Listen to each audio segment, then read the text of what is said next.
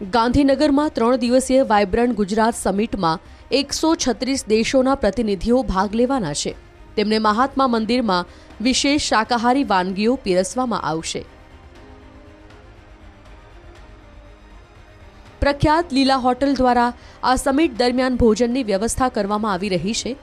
રાજ્ય સરકાર ખાસ કરીને ગોલ્ડન કાર્ડ ધારકોને 4,000 રૂપિયાની વાઇબ્રન્ટ ભારત થાળી પીરસવાની છે, જેમાં 10મી જાન્યુઆરીના પ્રથમ દિવસના લંચને ટેસ્ટ ઓફ ઇન્ડિયા નામ આપવામાં આવ્યું છે, જેમાં વાઇબ્રન્ટના મહેમાનોને શુદ્ધ શાકાહારી ભોજનનો સ્વાદ માણવા મળશે.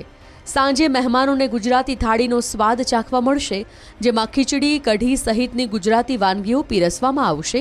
જ્યારે 11મી જાન્યુઆરીએ મહેમાનોને ખાસ બાજરીમાંથી તૈયાર કરવામાં આવેલી મિલેટ્સ વાનગીઓનો સ્વાદ ચાખવા મળશે. Yes, at Mahatma Mandir Convention and Exhibition Center, by the Leela, we serve the pure vegetarian food, which has been crafted to ensure a low carbon footprint and bring it a carbon neutral event. The key is to that the chef curate the menu painstakingly to satisfy and satisfy your palate. Vibrant સમિટમાં સાંજના સમયે મહેમાનો માટે સાંસ્કૃતિક કાર્યક્રમ અને networking ડિનરનું આયોજન કરવામાં આવ્યું છે. મહાત્મા મંદિર ખાતે 3 દિવસીય સુધી ચાલનારા કાર્યક્રમમાં મહેમાનો રોજ લંચ અને ડિનરમાં અલગ અલગ પ્રકારની વિશેષ વાનગીઓનો આનંદ માણશે. બ્યુરો રિપોર્ટ, પ્રવેગ ટીવી.